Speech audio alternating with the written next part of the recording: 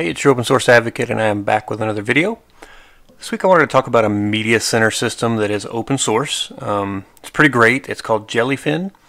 So if you've ever used anything like Plex or Kodi or Emby, those kind of things, that's exactly what Jellyfin is. And in fact, whenever you start talking about Emby, Jellyfin is what some folks took and forked of Emby before Emby closed sourced their software. So Plex started out and it was going to have open source stuff to it. They kind of open sourced their front end initially. They didn't ever open source their engine. And then eventually they found, hey, we can start charging for this and make some money, which is great. But they started kind of doing what I call crippleware on the front of, here's free thing, get you going, get you involved, and then they start charging you for premium things. And then suddenly, when I try to hit my network from outside by forwarding through like port forwarding into my network from outside so that I can watch my media from anywhere, I start getting messages saying that's not allowed, you have to sign up for Plex and all this kind of stuff.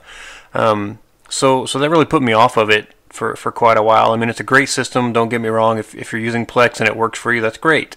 If you're looking for something where you have a little more control and you're not beholden to Plex and having to have a Plex account and all that kind of stuff to link up and stream your media, then Jellyfin's going to be a good option.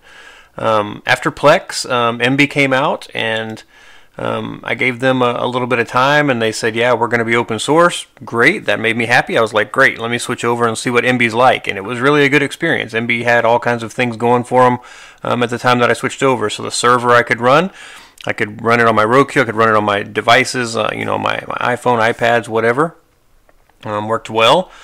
And then one day I tried to, again, log in through my port forwarding, and suddenly I'm getting this message that says you can't do that, you have to go through your Emby account. And little by little I see them starting to take the same road as Plex, and then now they say, hey, we're going to close source our stuff, and we're going to start charging fees for for premium access. And this is a year ago, more than a year ago, when they started doing the premium access stuff, but recently they closed source their engine. Again, I wasn't real happy about that. I get it, closed source software exists. I get it, people need to make money. I totally get it. I work for a company that is closed source software, and they charge people for access to that software, for access to support, everything else like that. That's my day job. Me and my personal life, I like open source software, and I want to support open source software. If Jellyfin ever says, hey, we've got this way that you can support us in a way besides using our software and giving us feedback, I'm going to be all about that and on board with that. So today you can go get Jellyfin and you can run it yourself, and you can do a lot of really cool things with it. And honestly, it's a very good experience so far for me on my computers, on my Roku that I run it off of at home. And then I just use the browser on my devices to get to my media and do the same thing and stream it, because what's the difference between that and a app? Nothing. They're going to containerize an app inside of native code, and it's going to be the same browser stuff you would have gotten anyway, so why not just run it in the browser? But they do, pretty much everything. Movies, TV shows, music, right? Live TV and DVR. You can do those things with Jellyfin. I really like it so far. It's a funny name, but I've been with them since they've been doing some actual pretty heavy coding, and especially on the Roku side, I've seen Roku really come a long way. The guys working on that project are doing a great job, and I'll say that Jellyfin the server and Jellyfin Roku are different projects, so be aware of that. There's probably there's different Jellyfin projects. So if you go here to the main Jellyfin stuff on GitHub, you can kind of see what all of the projects are, and you can kind of see what's out there. So there's Jellyfin Web, there's Jellyfin, Jellyfin Docs, and then you can kind of scroll a little bit to see stuff more over here. But there's Jellyfin for Kodi, there's Jellyfin for Android TV, there's regular old Jellyfin.github.io, there's the Jellyfin Docs, of course, Jellyfin, Jellyfin Web, Jellyfin Blog. So LDAP authentication work is going on. So there's a lot of different projects that are happening that are related to Jellyfin and that fall into the main Jellyfin label. So just be aware that if you don't see the one that you want on my video, it may be out there. See, here's one for Android. Here's one for WebOS. So a lot of TVs run WebOS. Who ever thought that would happen? but a lot of TVs run WebOS. And WebOS was awesome. I have to say that. I mean, like, you know, it was 8, 9, 10 years ago now that I saw WebOS, but it was really actually impressive, and I'm so glad that there's somebody using it because it was actually really capable. So Mac OS Server, Expo, Jellyfin UX, Jellyfin Roku, which is one that I use because I like Roku, C#, if you're into C# stuff, whatever this is, XML TV, and Chromecast. So there's all kinds of stuff. I mean, you can just continue to scroll here. So there's everything going on for Jellyfin. It's a really great project, and if you're interested in it, I highly recommend getting out there and looking at it. So I want to talk about kind of the pieces that I use today. That's where I've got the knowledge, I guess. So I originally ran Jellyfin using the normal installation from, you know, adding a PPA and then installing it into the system that way and letting it start the server and letting systemd kind of run everything for me in the background on Linux, which was great for a while, and it ran great for a while. Eventually, it started giving me errors when I would try to do my apt update and apt upgrade, and I didn't really know what was going on, and then I started looking into it, and their keys had expired, and for some reason it wasn't pulling new keys, and I don't know if they weren't making new keys, but when I started going to look and I saw other people were having this issue as well, the main answer I saw was just run the Docker. So to me that made total sense, right? We've talked about Docker a ton. I've talked about Docker so much on this thing. It's probably, you're probably tired of hearing Docker, and at this point I said Jellyfin a lot on this audio as well. But this is really easy. It's so super easy to do this. So this isn't exactly in the order that you want to do things. It's pretty close. There's a few little setup things that I suggest that you do first. So first, obviously, install Docker. So you need to install Docker on your system, and you can just check it by doing, I think, docker-v. It's probably going to gripe at me. There we go, yeah. So I've got my Docker version in here, and you can see what version of Docker you have by doing that. You want a fairly recent version of Docker, and you should try to keep those things up to date anyways if you're running Linux, but you can do docker-v and see what Docker version you've got. If you don't have Docker, then you need to install Docker, and you want to install Docker CE, Docker-CE. That's the community edition of Docker, basically. It's not hard. There's instructions all over the place. I've got it in videos that I've made in the past on how to do it. Just go get one of those and install Docker. Super basic, and it's very down to earth, simple kind of stuff to do.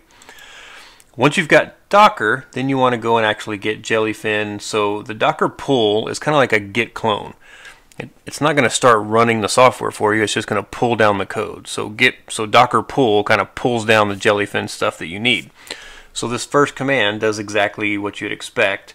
I'm going to do it. I haven't actually updated my Docker of Jellyfin in a while, so this is a little dangerous, but that's okay. We're going to do this.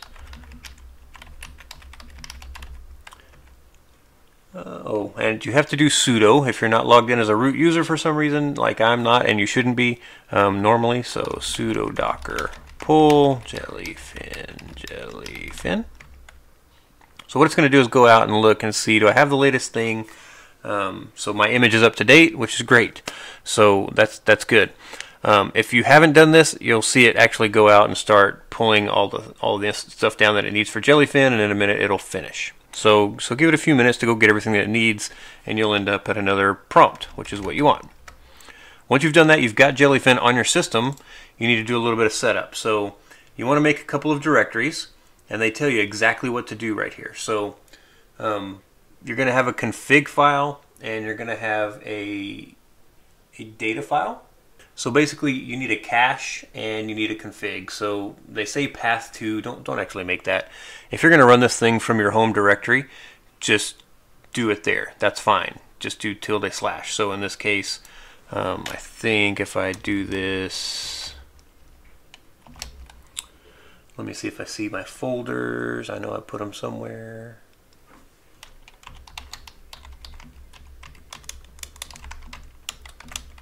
Here we go. Okay, so I created a folder called Jellyfin, and then I added a cache directory and a config directory. So the way I did that was very simple. From my home directory, I just did mkdir Jellyfin. Once I did that, I did cd Jellyfin, and then I did mkdir config Okay, mkdir, make directory, and then I did same thing, cache. Hit enter every time. Don't do like I'm doing. I already have these, so it's not going to make it. Okay, but if you want to run through it, we can. So mkdir jellyfin 2, cd jellyfin 2. It doesn't matter what you call this. Just keep in mind what you called it. mkdir config, mkdir cache. Okay, so now if I do ls, you can see those files. We're inside of Jellyfin 2. We've got that. So step 2 complete. All right, we've made the directories that we need. So now they want you to start the server. So this is a really long command. I highly recommend, so this little backslash here is when you type into the terminal. You can type a backslash to tell it, I'm going to hit enter, but I want to continue typing. I don't want you to actually try to run this thing yet. So I will move this down. So I'm going to say, I'll just cd. So I'll say sudo. So you have to do sudo if you're not logged in as root. Docker run -d backslash. And you see how it gives me a little caret over here, a sideways, a greater than sign? That's telling me it's still waiting for me to type in more stuff. So as long as you remember to type that backslash at the end, you're going to be okay. But if you miss one of these backslashes as you're going, it's going to try to do whatever you've typed so far, and you're probably going to have to go in and tell it, okay, stop that container and remove that container, and then you get to come back and retype this. So instead of doing all that, I highly recommend, so I'm going to Control C out of that. So Control C is always what you do to cancel out of a command you've already started typing. I'm going to recommend that you go into, you're going to do nano.bashrc. This is your bash rc file. Okay. When you get in there, you're going to see a bunch of stuff. Just scroll all the way to the bottom. All the way to the bottom. And what I did was I created this little section called aliases. So I literally just typed in hashtag and then aliases so that I knew what this was. And then I typed in the command alias, and I just called it start Jellyfin. So this is my command. This is what I want to type whenever I start up my system or whenever I reboot or anything like that. If Jellyfin's not running, I just type this in right here. And then I put equals, and then I open double quote, and then I put sudo because it has to have sudo to do this. And then docker run -d, and you can see here's everything I've typed in except I don't have the backslash because I'm going to type it all on one line. It's going to be really long. So docker run -d --volume. So this volume part's important because this is where you're going to define where these files are at. So they're telling you right here, path to config. So remember where we put config. So in this new one, it would be Jellyfin 2. I would put right here. So the first part is where is it actually at on your file system. Okay. After the colon, you're telling it this is where it's going to point inside of the Docker file system. So this tells it like, hey, map my real file system to the Docker location /config. That's exactly what they're telling you to do. Then we're going to do it again, --volume, and I'm going to tell it the same thing for cache. Okay, so you would type in home / whatever your username is /Jellyfin or Jellyfin2 depending on what you create, and then cache, and then you're going to tell it that's my real system in Docker. I need it to point to /cache because that's what they're telling you to do right here. The next one is net equals host. So I don't have that yet. Bear with me, I just kind of went out of order. The next thing you have to do is actually tell it where your media is at. So there's a couple of things here for setup that you're going to have to do before you actually run this. But as you're creating the alias, you can go ahead and think about it. So I'm going to open up another window here and I will show you exactly what I'm doing. So I'm going to go to cd/media/Brian. And you can see here, these are the USB drives that I have connected on my system. This is what it used to be called. So now I've got SSD 501 for some reason. I don't know why. I've been messing with my system and I unplugged them and replugged them, and I think I plugged them into different ports, and for some reason it picked them up as different drives. So these two don't have any highlighting because there's nothing there. So I have this folder backups too. So this is a real drive that's separate from this drive and separate from this drive. So my media is on these drives. So I have CD backups 2, and here I can do ls again. So I know that here's my content, and it's in this folder called movies. I keep all of my movies that I buy, and I rip them down on my machine to my hard drives, and I keep them here. So if I go back now to my home directory, well, first if I do ls-al. So it's very important that I am the owner of these folders. So here you can see I'm the owner of these folders, and I've given basically all rights: read, write, execute. At the very least, you need the option to read and write to be given to all users.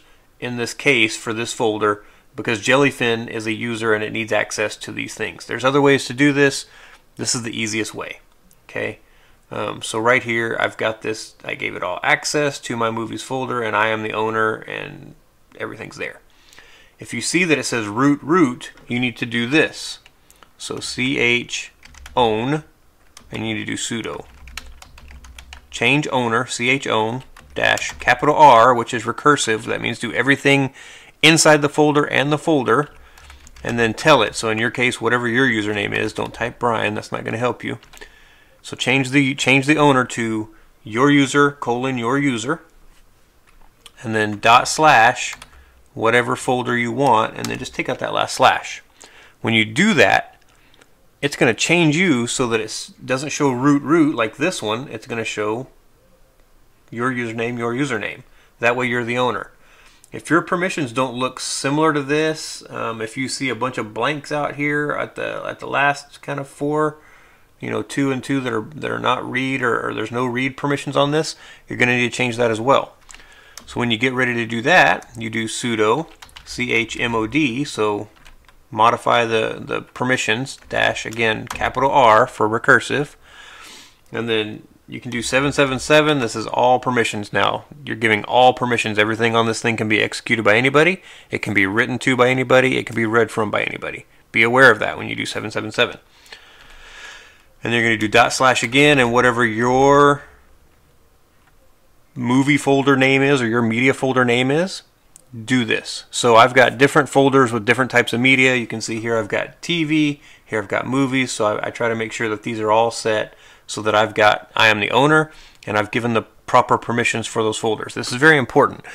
When you start trying to add the libraries on the Jellyfin software, if you don't have this set up, it's not going to work. Okay, so we're going to cd, and we're going to go back to where we were, which is here inside of bash rc. So now I'm going to tell it how to map this stuff in Jellyfin. So I'm going to say -- volume again. This is my actual physical location. So on my machine, media, Brian, SSD 501. And this is one place where I have TV shows. So this is where my television shows get saved to as I record them. And then where is this going to be inside of the Docker container? You can just make this up. It doesn't matter. I called it /media, which makes sense to me, /TV. If you're just going to have one folder, you can just put /TV. You don't have to have a whole bunch of different things. But because I knew I was going to have television, movies, things like that, I did it this way. Next is -- volume, so I'm going to tell it where my movies are. Media, Brian, backups 2, so this changed and I had to go fix this. And then /media /m movies. So this kind of tells me like, hey, here's where you kind of find this in the folder structure inside of Docker. This is important, so kind of pay attention to what I'm putting right here. This is an important thing to remember whenever you go to do your actual setup on Jellyfin. So kind of remember what you type here. And then finally -- name. So I'm telling it what name I want for the Jellyfin container when it's running. So basically, if you don't put this, it gives it a weird, just kind of randomized name, and it's weird. So I just tell it, call it Jellyfin when I do this. And then I do the -- net equals host, which is what they had down here at the bottom. So net equals host, restart unless stopped. Okay, so that's a new one, so I'm going to put that on there.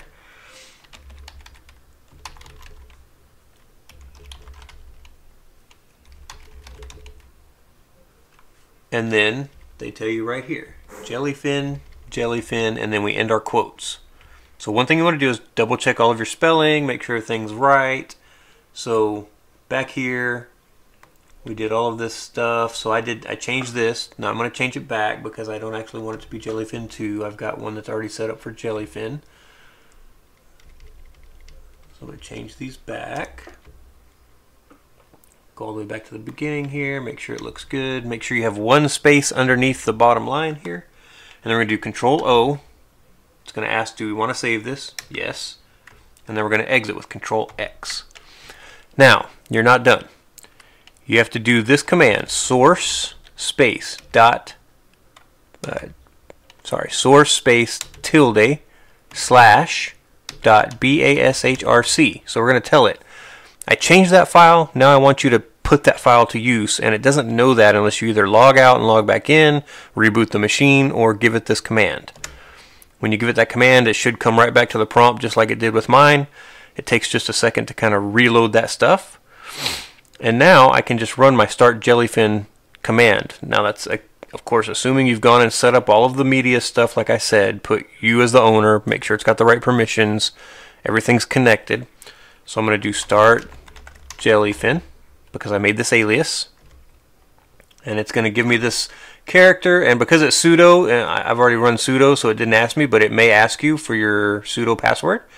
But it should give you a big long key like this, and then we can actually do sudo docker ps, which will tell us what's running. And right here you can see I've got Jellyfin running. I've got Metabase running. I've done a video on it before. I love Metabase. It's awesome. I may do a follow-up video to show you even more stuff you can do with it, but Jellyfin is running, so I can see this. So that's cool. So we're done with the setup for Jellyfin itself for the server. So we can actually go into our browser here, and I'm going to go to localhost, and Jellyfin runs on port 8096 by default. So if you didn't see that somewhere in the documentation, or you're like, how do I get to this thing now? If you're on the machine that you're running the server on, you're going to go to localhost and then port 8096. If you're not on that machine and you're running this remotely, when you're done, you need to go to the IP address of that machine and :8096. When you do this, it may come up with some setup the first time where it's asking you for like a username and some password information, things like that.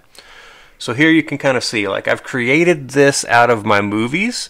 I created some Christmas movie lists, so don't be thrown off. This is just something you can do. You can kind of create groupings and lists of different types of movies. So if you have Christmas movies you love, or Valentine's movies you love, or all Hallmark movies, or whatever makes you happy, you can kind of create those this way. Now, there's a lot of stuff in Jellyfin that lets you do other things. Here's my movies collection that we were just talking about. If I click in, you can actually see it tries to go out and get some nice poster art. Sometimes it can't identify a movie, and you can go through and tell it, hey, here's the name of that movie, or here's the information that I got from online, and that helps it go out and get that stuff, and then you can fix those things. So I've got all kinds of crazy stuff that I've bought over the years, just on and on and on. So I do have to go fix them occasionally whenever I add new ones and it just doesn't identify them correctly. So it's one of those things where it's not hard to do. So let's just say that it didn't identify this one right. You click right here on the three dots, and you can go down here to identify. When you do that, you can see there's several different ways to identify a movie. So IMDb ID, this is not hard to get if you actually just go out to imdb.com, or actually just look up just type in the name of the movie and then IMDb. It should be the first hit that you get on Google. You can click on it, and when you do, up here in the URL, you'll see this little TT and then a number. That's what you want. You just highlight that, copy it, go back, and then you can paste it in here. And once you paste it, you can hit search. It'll say, hey, is this the one you want? It may give you several options depending on the movie. Just pick the one that you want, and then it'll say, do you want to update the art? It's already got this art, so it's not really getting an update. But there you go. That's how you can kind of fix things that don't look right, or if it doesn't have the right version of a movie. Sometimes you have a movie that's a remake and it gets the old posters. It just depends. Now, before we move too far, I want to go into setup. So over here, you can click on this and get to your settings and setup. There's a ton of stuff that you can set up in Jellyfin. They have a really good online community, so if you ever have questions or you're not sure how to do something, you can go there and really search for what to do and how to do it. So right here we've kind of got dashboard, and you can go through and see what's in the dashboard. Right here it tells you, so I'm running Jellyfin Web 10.4.3. From general, you can change a lot of things. So this kind of tells you a whole bunch of information, basically where everything's at. and you can change these settings and then hit save. Users. So if you have more than one user, if you have like your wife or your kids or your parents or somebody else who needs to access your Jellyfin server, you can add them in and give them their own user account so that they can get to your stuff. Libraries, this is where the money gets made. Okay, so here if you want to add a library, when you first come in, you're just going to see this kind of square right here. You click on the plus, and if you set up everything correctly, if you just start typing, so first they want to know what type of content is it. So you can kind of pick here, like, what is this? So let's just say that it was music videos. So you can change this display name if you don't like that. If you want to call it My MTV, you can. It doesn't care. You can call this whatever you want. Then you're going to pick the folder. So you click the plus, and you're going to say slash, and it's going to give you a whole bunch of options from things you may have typed before. Just type on slash. Otherwise, you can click down here on slash, and it digs down. So as I go to slash, remember I said it was in media, because this is the short version of what we typed in. And then let's just say that they're in my movies. And then I'm like, oh, hey, here's all of those folders that I mapped. This is all of the folders inside of my actual physical drive that I mapped to this location inside of Docker. So now I can just pick my movies folder, and I'm done. Now I can click on OK. That's going to do the same thing that I'll show you here. So I'm going to go back because I don't want to do that. I've already got it. So that gives me this. And it may not look like this right away. You may not see the little folder art. It may just say movies. Because what it does is now it goes out and starts scanning the libraries. So you can tell it right here, scan all libraries, and it'll try to go and grab all of the updated information. When you add new stuff, it's set to kind of rescan. And there's settings for when it rescans. So I think, and I can't remember exactly where those are. Maybe that's up here in general. No. There's a timer. We'll find it here in a minute. So you have playback. So you can change the way that this thing plays back. So H.264 encoding, you can change this to kind of be whatever you want. And this is all going to help depending on your connection speeds and your streaming speeds. If you're streaming, especially if you're running this straight off this machine, it may be better. But what happens is Jellyfin actually transcodes the video in real time. So if you have something that's in WMV format, it's going to try to transcode that into something that it can stream better real time. And it takes a little time for the computer to do that. The machine has to run that, so just be aware of that. So as we keep going down, so devices, you can see my history of devices that I've used, activity, so it's got a lot of logging, DLNA information. So DLNA is basically something you have to have sometimes to play videos from HDMI cables and things like that to certain devices. So just be aware this stuff is here. I am not an expert in DLNA, so don't ask me about that. There we go. Live TV. So if you do have any kind of live TV tuners, you can come in here and add those things. I don't have that stuff, so it doesn't really help me any. If you have a DVR that you can hook up, again, here's a way that you can start doing that. You'd have to read more. I don't have a DVR that I actually use in that way. Networking, so here you go. So if you have local area networks, you can kind of set up some information about that. Really, everything kind of gets discovered on its own. So remember we talked about 8096 is the default port. So the first time you log in, you can come here and you can change this to be whatever port you want and then restart everything, and it's going to change ports. So if you don't like 8096 or that one gives you problems, you can switch this to something else. HTTPS port number. So if you want to use HTTPS, here's the port number. If you're not using HTTPS, you need to go turn some things off so that this works properly. Self-signed certificates can always create problems for you, but you can do that, or you can go get Let's Encrypt certificates and set them up to run with this. So allow remote connections to this Jellyfin server. Yes. So if you don't want to allow people from outside your network to access this server, just uncheck this box. If you're going to be trying to access this from outside your network, you might want to leave this checked.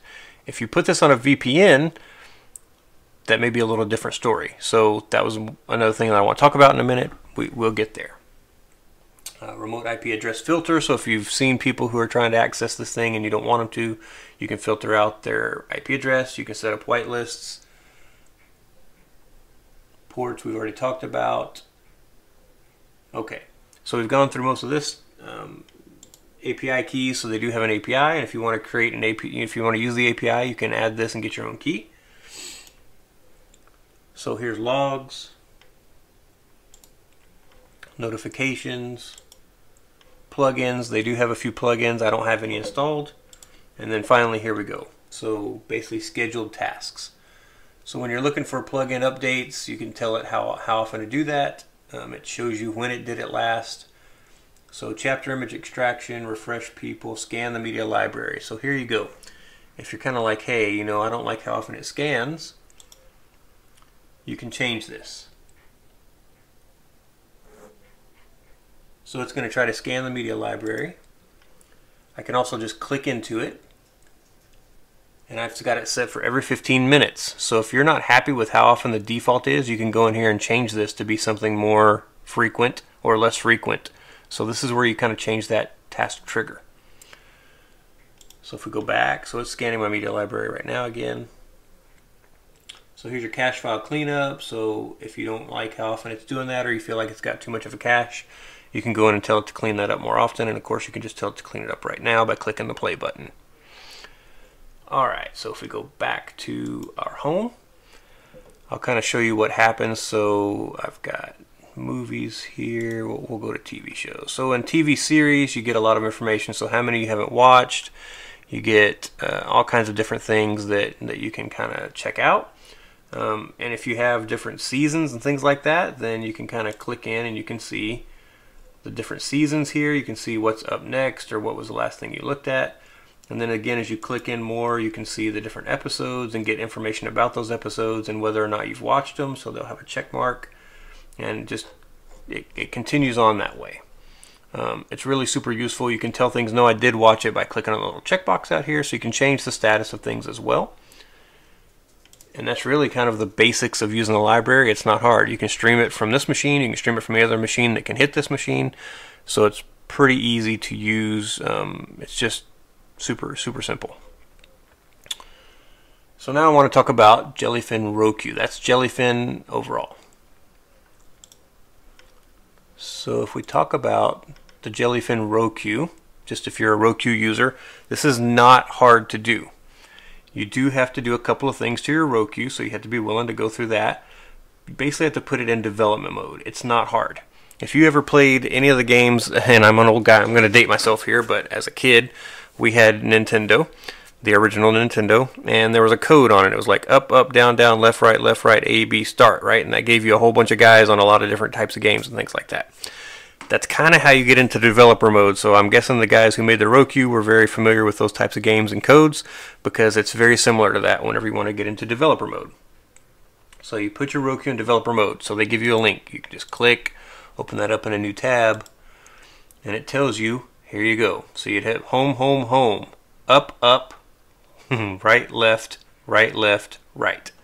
That'll put it into development mode, and you'll have the Roku where you can see it when you do this. You do that on the remote control, and it'll kind of pop up a screen that says you're about to go into developer mode. Are you sure you want to do that? And it's going to run you through a little process. It's really nothing big. It looks like this. So save your Roku device URL. So this is basically the IP address of your Roku device. You can get back to this through settings on the Roku main screen. You don't have to worry about it if you don't happen to catch it for some reason, or you hit the button and it goes away and you didn't write it down. You can get back to this. So it's going to ask you to accept the license agreement, and it's going to ask you to create a password. So remember what you create for this, because you have to have this whenever you try to push the software over. You're just putting it in development mode. You're not resetting it. You're not redoing it. Nothing like that. You're just putting it in a different mode from what it's normally in. Pretty easy. So once you've got it in development mode, it'll reboot and you're good. It's really not hard at all to do. It takes about 3 minutes. It's very quick. Once you've got it in development mode, you're going to clone their repo, and they give you the exact command right here. So what you do is, I've already done this, so let me see, ls cd Jellyfin Roku. Is it there? Maybe it's not there. Oh yeah, it's there. Why didn't it find it? There we go. So I've already got it. Here's the code. I'm going to go back home here. Nope, CD. There we go. I'm going to clear it. So I'm going to create a new folder. and I'm going to do this command for you. So this is all it's going to do. If you don't have Git, you can install it. So I'm going to copy that. So if you don't have Git, you do sudo apt install Git. And when it runs through, it'll install Git and you're done. It's very easy. It's just a program. Then you can go and grab this command and paste it in. And it's going to go grab the latest Jellyfin Roku builds. Okay. Now they've been doing some updates. They've been doing some rewrites. It's been a little bit turbulent, but they've got some releases out there that it's not hard. You just go grab Jellyfin Roku. It's really easy. So grab Jellyfin Roku. As you go down, you'll CD into the folder that it creates. So I'll show you right here. So when I did that, look at that, CD Jellyfin Roku. And there's the code again. So this is the same as what I had over here. Okay, so same thing. I just have it in two different places, and I've run the build steps over here on this one. So we'll CD, we'll clear out. Okay. Now, we need these two programs, so they're telling you, hey, install these things in case you don't have them. And again, they give you the exact command to do it, so we'll even run it. I know I have it. If you have it, it's going to look very similar to what you see here on mine.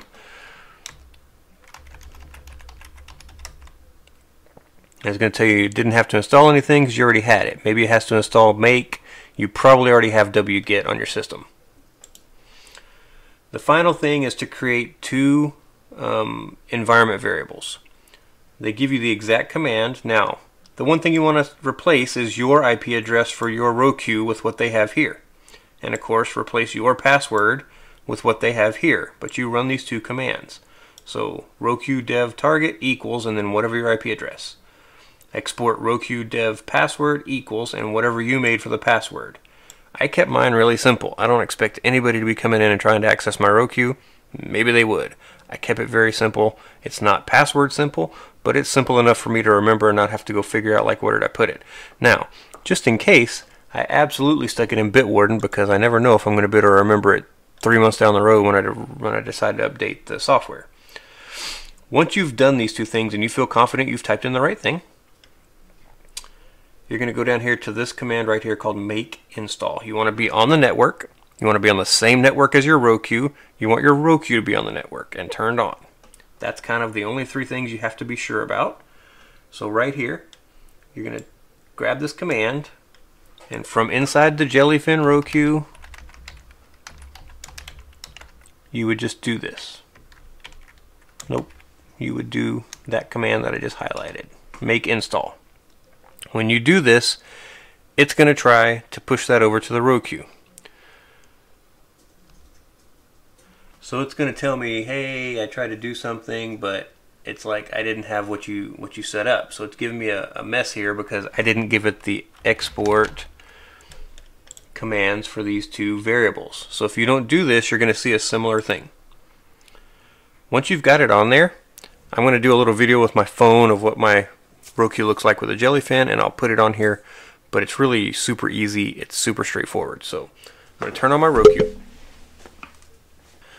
Alright, so this is what it looks like. So this is just my Roku, you can see. So I've got the different channels up here that I like, and then right here is my Jellyfin channel. So yours may not be in that position depending on how many channels you have, but it should look like this. Whenever you get to the Jellyfin, you just hit OK, just like anything else on Roku, and you'll see the splash screen. And then you'll see the same things that I had over on the main web interface. I've got my TV, I've got my movies, I've got my favorited movies. So when you go into things, you can just click. And once you click, it's going to start loading everything up just like you saw it before. You just go through these things, watch what you want to watch, look at all the different movies that you've got. If you want to see TV, it's the same way. It's going to show you different series. You can move to whatever series you like. And you can click in, and then you can pick from your seasons, and then you can pick from your episodes that you've got, and you can actually see what's going on with your Jellyfin Roku. So it's a really, really great thing. I like this. Roku's a great tool. Very impressed with it. I hope you'll enjoy the Jellyfin. I think it's really great. It's open source. Go grab it. Give it a shot. See what you think of it. If you enjoyed this video, like and subscribe, and we'll talk to you later.